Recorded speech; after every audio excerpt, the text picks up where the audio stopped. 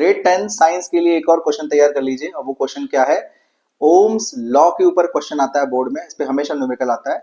तो Ohm's law ने क्या बताया था, ओम्स लॉ ने बताया था कि V directly proportional to I। तो इसको समझने के लिए हम इसके एपरेटस को समझते हैं। देखिए ये ओम्स लॉ का एपरेटस है।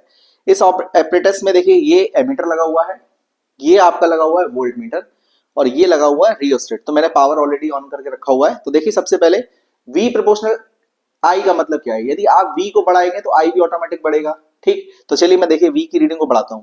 देखिए अभी रीडिंग जो जीरो पर है, तो अभी I की रीडिंग भी कितनी है, जीरो पर है।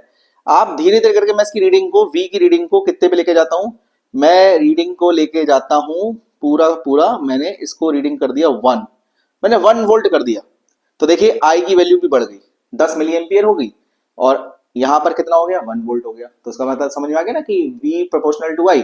अब देखिए मैं इसकी रीडिंग को कर देता हूं कितने पर, 1.5 पे कर देता हूं। तो देखिए 1.5 वोल्ट हो गया। तो देखिए रीडिंग भी कितनी हो गई, यहां पर 15 मिली एम्पियर हो गई, यानी V प्रोपोर्शनल है I के। अब मैं इसकी रीडिंग को कितना कर देता हूं, 2 कर देता हूं, 2 वोल्ट कर देता हूं। तो 2 वोल्ट करने पर कितना हो गया, 20 मिली एम्पियर हो गया। तो इसका मतलब क्या है कि V जो है वो डायरेक्टली प्रोपोर्शनल है किसके, I के डायरेक्टली प्रोपोर्शनल है। तो इसे एक ग्राफिकल मेथड से जब आप रिप्रेजेंट करेंगे तो हमेशा याद रखना कि V I की वैल्यू को नीचे रखना एक्स एक्सिस पर, और V की वैल्यू को कहां रखना, Y एक्सिस पर।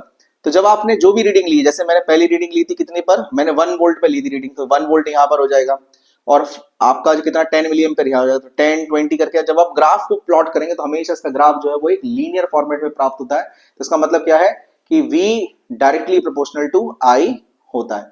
तो V डायरेक्टली प्रोपोर्शनल का मतलब है कि V बढ़ेगा तो I भी डेफिनेटली बढ़ेगा, लेकिन ये एक सेम तार के लिए। आई होप आपको समझ में आ गया हो। Thank you so much.